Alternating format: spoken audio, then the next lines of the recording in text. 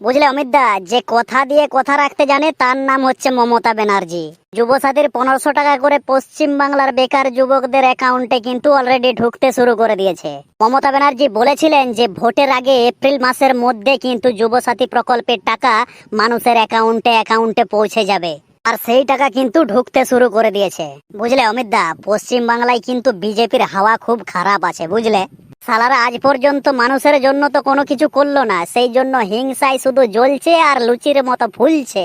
বিশেষ করে শুভেন্দু অধিকারী, ওই মালটার নিয়ে যত যা কিছুই বলি মনে হয় যেন কম বলে ফেলছি। সালা পশ্চিম বাংলার মানুষের কাছে এত গাল খেতে পারে, এতই গাল খেতে পারে, মানে গাল খেয়ে খেয়ে সবসময় দেখবেন যে ওর পেট ভরাই আছে।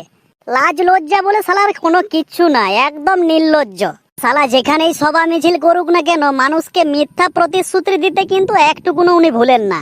মুখে শালা শুধু বড় বড় ডায়লগ মারবে যে তোমরা পশ্চিম বাংলায় বিজেপি সরকারকে আনো, আমরা লক্ষ্মী ভান্ডারের টাকা 3000 টাকা করে দেব।